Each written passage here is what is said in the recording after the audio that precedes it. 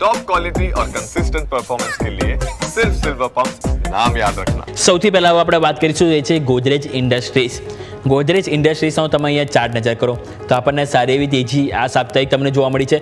આ તેજી આવી એમાં જો ઇન્ટરેસ્ટિંગ વસ્તુ તમે નજર કરો તો અહીંયા એક વખત તમને આ સ્ટોક આવ્યો હતો જ્યાંથી તમે નીચે આવ્યા, આ બીજી વખત, આ ત્રીજી વખત તમે ત્યાંથી નીચે આવ્યા હતા, ઇવન ચોથી વખત, એટલે કે 4 વખત તમે રિજેક્શન જોવા મળ્યું હતું. ક્યાંથી? તો લાસ્ટ જુલાઈ મહિનાથી તમે અત્યાર સુધી જોશો એટલે કે ઓલમોસ્ટ છેલ્લા 11 થી 12 મહિનામાં 4 વખત તમારું આ લેવલ હતું 1270 થી 1220 આજુબાજુ, આ 50 અંકની રેન્જ હતી.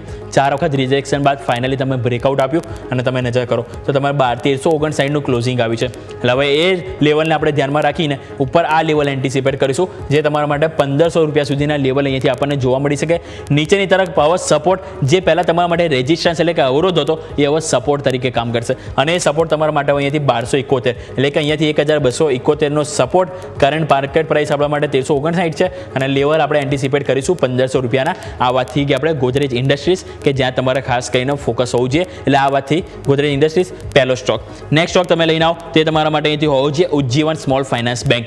ઉજ્જીવન સ્મોલ ફાઇનાન્સ બેંકમાં તમે અહીંયા નજર કરો તો અહીંયા તમને ઓલમોસ્ટ રાઉન્ડ બોટમ ફોર્મેશન તમને અહીંથી ઓલમોસ્ટ બનતું જોવા મળી રહ્યું છે. હવે અહીંયા સારી વસ્તુ તમે નજર કરો તો અહીંયા તમારો જે સાફ ફોલ તમને અહીંયા આવ્યો હતો, રાઈટ, જે બાદ તમે જુઓ તો કન્ટિન્યુ તમને અહીંથી ડાઉન સાઇડ જોવા મળી હતી.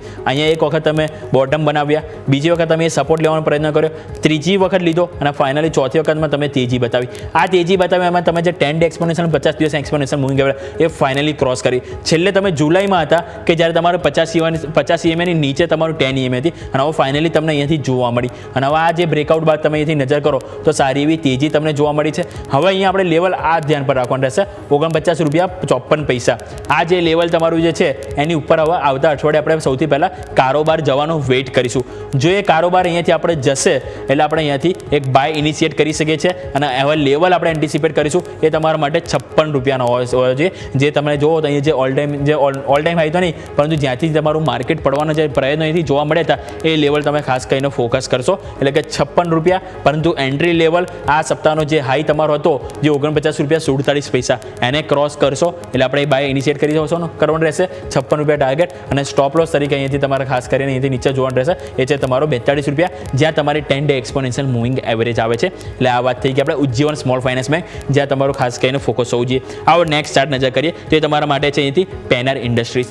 પેનર ઇન્ડસ્ટ્રીઝમાં તમે જોશો તો ઓલમોસ્ટ રાઉન્ડ બોટમ ફોર્મેશન તમને અહીંથી બનતું જોવા મળ્યું છે, રાઈટ. અને તમે જુઓ તો ફાઇનલી એ જે તમારું જે હતું રાઉન્ડ બોટમ ફોર્મેશન એને તમે બ્રેકઆઉટ આપ્યું. હવે તમે ઉપર લેવલ તમારા માટે આવશે 280 રૂપિયાના અને હવે આ જે તમારું રાઉન્ડ બોટમ ફોર્મેશનનું જે બ્રેકઆઉટ હતું એ તમારા માટે સપોર્ટ એટલે કે 230 રૂપિયા તમારા માટે ખાસ કરીને અહીંથી સપોર્ટ તરીકે હવે તમારે ખાસ કરીને વોચ આઉટ કરવાનું રહેશે. એટલે પેનર ઇન્ડસ્ટ્રી જે તમારા માટે ત્રીજો સ્ટોક છે કે જ્યાં તમને ફાઇનલી 10 EMAથી તમને ત્યાં સારું એવું બ્રેકઆઉટ જોવા મળ્યું છે. એટલે ત્યાં તમારે ખાસ કરીને ફોકસ હોવું જોઈએ. અને લાસ્ટ સ્ટોક તમારે ધ્યાન પર હોવું જોઈએ એ છે સંવર્ધન મદરસર કે જ્યાં તમારે ખાસ કરીને ફોકસ હોવું જોઈએ. અને આ જે સંવર્ધન મદરસરનું જેવું લઈને આવ્યો છું એ તમારા માટે લોંગ ટર્મ પર્પઝથી લઈને આવ્યો છું. અહીંયા તમે જો અહીંયા ચાન્સીસ જે રીતે આપણને જોવા મળી રહ્યા છે એવા જોવા મળી રહ્યા છે કે આપણને આ જે રાઉન્ડ બોટમ ફોર્મેશન એ ઘણું લાંબુ તમને અહીંથી જોવા મળી શકે છે. અને જે તમારો ઓલ ટાઈમ હાઈ નજીક હતા 214 રૂપિયાના એ લેવલ સૌથી પહેલાં તમે અહીંયા જોઈ શકો છો. એની પહેલાં ઇન બિટવીન તમે એક લેવલ છે તો 180 છે કે જે તમે અહીંયાથી એન્ટિસિપેટ કરી શકો છો. અને એની ઉપર પણ જો માર્કેટ અહીંયા આવ્યા બાદ સસ્ટેન થાય તો એક વખત આપણને આ લેવલ પણ જોવા મળી શકે છે. અને નીચે તમે સપોર્ટ જે છે એ આપણે એકદમ નજીકનો રહેશે એટલે કે રિસ્ક રિવોર્ડ અહીંયા આપણને સારા એવા જોવા મળી શકે છે. નીચે તમે સપોર્ટ જોશો તો 129 આજુબાજુ આવે છે પરંતુ તમારો હાલ ક્લોઝિંગ પ્રાઇસ 157 છે, રાઈટ. હવે ટાર્ગેટ 180 અને 214 રૂપિયા જે આપણે અહીંયાથી સંવર્ધન મદરસન કે જેની ઉપર તમારે ખાસ કરીને ફોકસ કરવાનું રહેશે.